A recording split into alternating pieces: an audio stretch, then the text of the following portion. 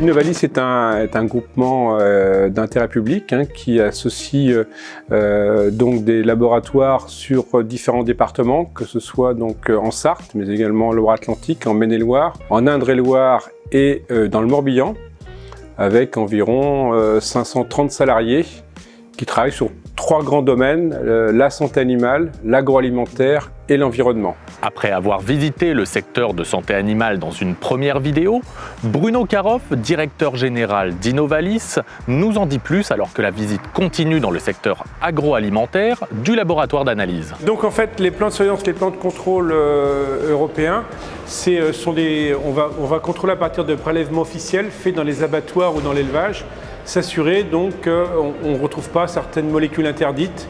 Ça va être certains antibiotiques, certains, par exemple le chloramphénicol, ça va être éventuellement des stéroïdes, des anabolisants.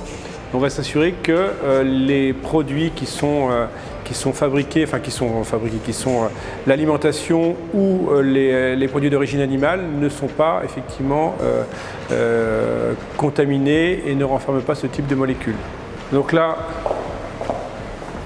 on a la partie microbiologie alimentaire. On va rechercher par exemple des trichines. Vous voyez là, vous êtes en train de vider une ampoule. C'était la seule ampoule qui était pleine.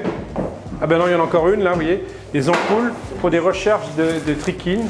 C'est un parasite qu'on peut retrouver dans les muscles, alors plutôt dans la viande de porc ou dans la viande de sanglier, du gibier.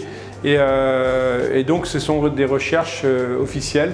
Alors soit c'est dans le cadre de contrôle vétérinaire, mais plus souvent ce sont des autocontrôles. Donc on est dans des laboratoires de chromatographie alimentaire.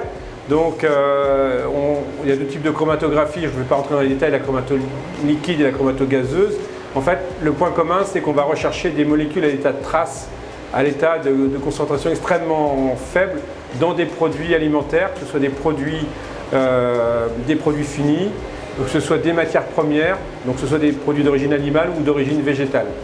On est sur des appareils qui sont de l'ordre de 230 000 € l'appareil, quoi. Il y a des plans pour un tas de molécules.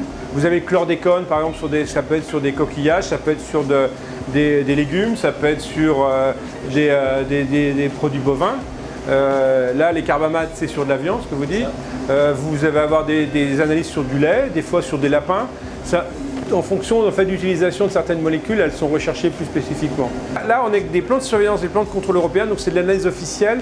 C'est prélevé par des inspecteurs de santé publique vétérinaire qui vont prélever dans les abattoirs ou dans des élevages. On est sur du prélèvement officiel, on n'est pas sur de l'autocontrôle.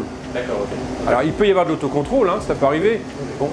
Mais globalement ici, quand même, on travaille à 90% quand même pour des plans de surveillance, ou 80%.